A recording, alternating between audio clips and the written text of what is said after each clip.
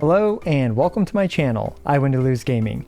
Today we're going to take a look at the brand new Artifact Transmuter as well as a whole bunch of details that you should know about it, including the good and the bad.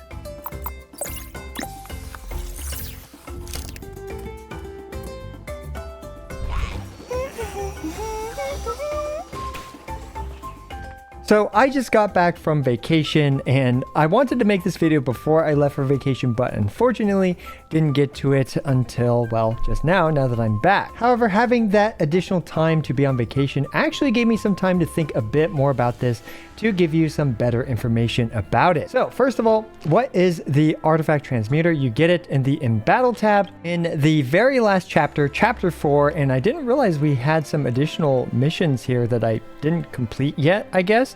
Anyway, you can get this here. Now the Artifact Transmuter is in your bag in the gadgets and you can use it here. We can see that this help thing is actually quite comprehensive here, but basically you are allowed to choose the set along with which piece, like the flower, feather, timepiece, goblet, and circlet, as well as to define a main affix as well as 2 sub affixes like this. So now the artifact that you create out of this will be part of this set along with having the main affix as well as the 2 minor affixes. Now next, each of these costs a different amount of Sanctifying Elixirs. We can see here that the flower and feather each cost 1, the timepiece costs 2, goblet costs 4, and the circlet costs 3. So how do you get these? One way to get them is to utilize the extract sanctifying elixir method, and when you add these, they will fill up this based on the amount of EXP that each one is worth. And sacrificing artifacts to this thing will give you experience based on, well, it lists it right here. You guys can read it yourself. And I've also made a chart for that.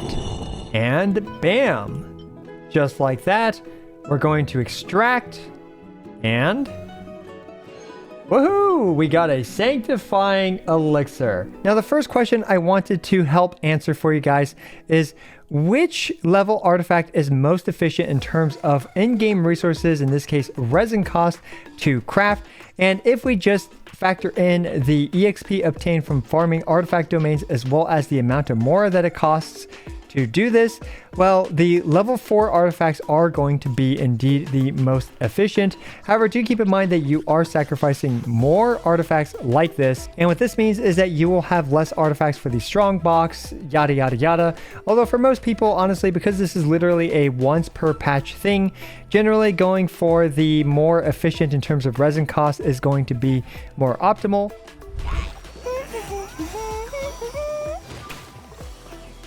However, this chart can change depending on how much free experience you farm.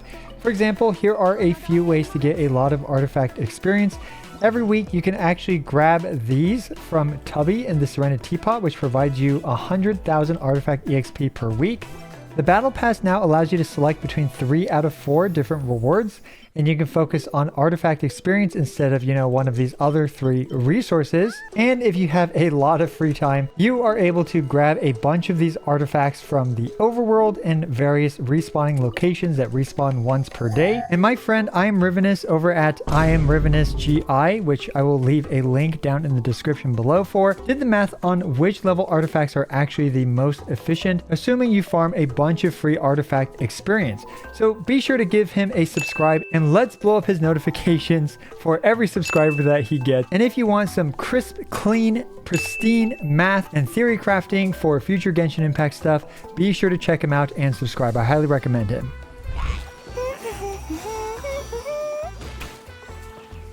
Now, arguably the most important question is, what should I craft with my elixirs?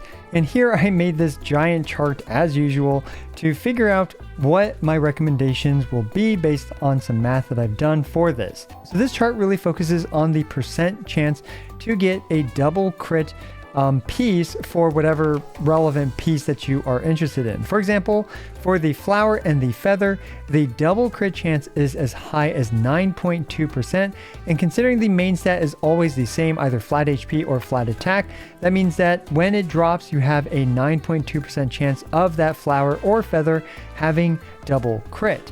And as such, this only takes an average of 102 runs to get, for example, the Obsidian Codex flower with double crit on it. Now this is still of course a lot of runs, but it is within reason in terms of the amount of days roughly it takes to farm, which is roughly about 13.5 days if you include the Mora that you also need to farm, and this is considering AR 60 or lower. Because of this, it costs 1 elixir to craft a flower or feather, which means that each elixir is worth 2041 resin in this case if you were to craft a flower with double crit. So that's what this entire chart means, and over here the resin per elixir is the most important column to keep in mind, because this will tell you the efficiency of the elixirs and the value that you get out of crafting it using elixirs. So if we next look at the timepieces, where HP percent, attack percent, and defense percent are the highest in terms of the main stat, and them getting double crit is also a somewhat reasonable 8.3%. This means that the chances per run to get one is roughly 0.236%, which is once every 424 runs. So still definitely a lot of runs, but far more tangible in comparison to some of the other things on this chart. And as we can see, the resin per elixir here still isn't too outstanding at 4,240. However, let's next take a look at the elemental goblets, which is likely what most people are considering when it comes to crafting these. And we can see here that because of it only having a 5% chance to drop any specific element that you want, and the fact that the double crit chance is much lower at 6.7%, every single substat is available to potentially roll instead of, for example, pretty much everything else eliminating one of the substats, therefore increasing the chances of you getting crit rate. So because of that, the goblets have the lowest percent chance to actually roll double crit, except for healing bonus, but you know, we'll get to that later. And as such, the chance per run and all this stuff, it takes roughly an entire year's worth of resources on average to get a single elemental on-set goblet with double crit. So for example, if you're farming the Obsidian Codex with Milani and you want a hydro damage goblet with crit rate and crit damage, on average it would take you roughly an entire year's worth of resin in order to farm that, which is absolutely insane. So knowing that the resin per elixir is far more efficient on, for example, a hydro damage goblet double crit in comparison to any of the above pieces that we've talked about so far. But what is even more rare than an elemental goblet with double crit? Why, it's an elemental mastery goblet with double crit. Maxing out the resin efficiency per elixir at 22,626. Absolutely insane. And this actually applies to here the circlet as well with elemental mastery, also having an extremely high resin efficiency per elixir spent. Now, whether it's fortunate or unfortunate, the only two characters that I can come up with that really enjoy having an elemental mastery goblet as well as an elemental mastery circlet with double crit are Nahida and Constellation 6 Kazuha, neither of which I honestly recommend spending these Sanctifying Elixirs to get these, because double crit on either of those characters honestly isn't even that important, because their damage, while non-negligible, is not typically the majority of your team's damage output. Let me know if I missed a character and some other character might want to use these in comparison to the elemental goblets as an example. So with all that in mind, one of the missing stats that the Genshin Wiki didn't have is the crit main stat. So for example, crit damage with a main stat percent and crit rate or crit damage. So basically double crit including the main stat plus a main percent stat. So for example, if you're farming for Milani, then the circlet would look like this. We would have crit damage, and for the minor affixes, we would have crit rate and HP percent. So being the madman that I am, I spent way too much time writing an artifact simulating algorithm because I can't do statistics to save my life. However, I can code and do repetitive motions of looping over something 5 million times. And after, running this multiple times, roughly the percent occurrence of it having both HP percent and crit rate while the main stat is crit damage is about a 10.35-ish percent. So I just popped that right in here. And this is funny because I spent like over an hour writing this algorithm where in my head, I was just estimating 10%. I just put 10% here, and that was literally just a crapshoot guess, and it was so close to actually spending all this time writing the algorithm that honestly I just completely wasted my time for this.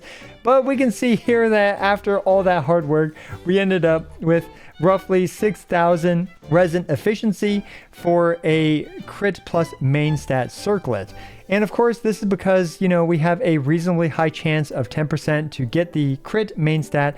And then, of course, the main stat, whether it's HP percent, attack percent, or defense percent, has a much higher chance or higher weight of you actually obtaining this substat. So yeah, overall, as we can see, the resin efficiency per elixir is clearly favoring just the elemental goblets, at least in terms of practical choices, because EM goblets as well as EM circlets aren't really used by anyone, especially not with double crit. With EM, of course, they're used, but just not with double crit. And finally, we actually have two sleeper picks that surprised me a bit, and it is the energy recharge and elemental mastery timepieces, because these have a pretty low base chance of dropping of only 10% each, as well as having, you know, kind of the standard 8.3% double crit chance.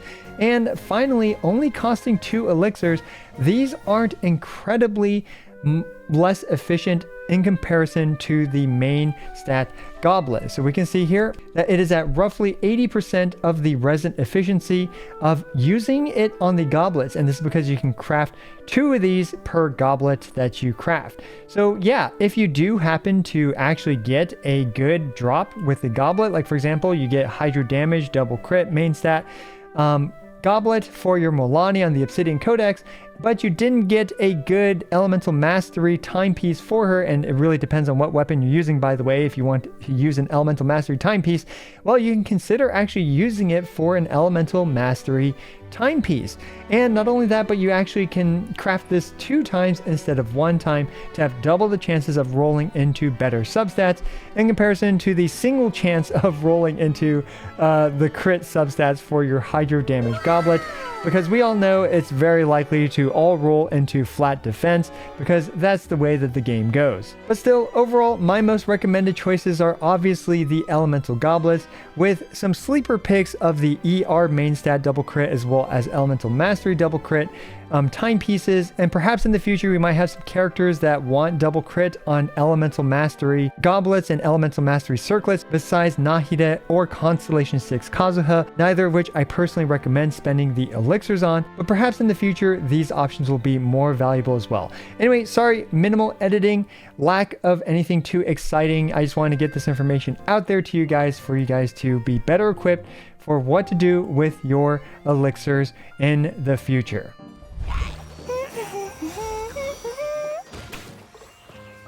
Now, one more quick little bit of information is that just in the current patch, here are how many elixirs you can get over the next year.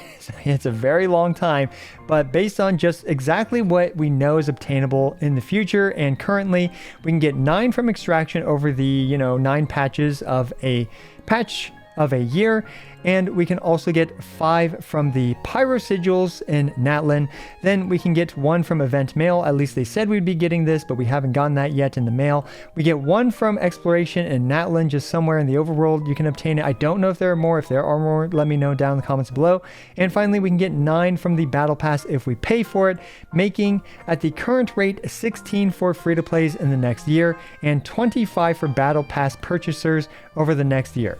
And yes, that's not a huge amount, but 16 of these for free-to-plays is already worth 4 entire years worth of resin in terms of main stat goblets, which is absolutely insane. So yes, while it is a very slow rate, it eventually will save you an incredible amount of resin when it comes to farming goblets in your account. So yeah, let me know if I missed anything down in the comments below. Be sure to check out my buddy I am Rivenous GI. Give him a subscribe, blow up his notifications to let you know that he is doing some great work with these statistics and math. And let me know what you think about this whole system in general. Personally, it seems discouraging on the surface, but Hoyoverse knows what they're doing in terms of reward and time spent. And in my opinion, this still does save an incredible amount of resources and will be a huge boost to your account as long as you keep playing regularly. But if you don't, it's not going to be it's not going to do a whole lot for you.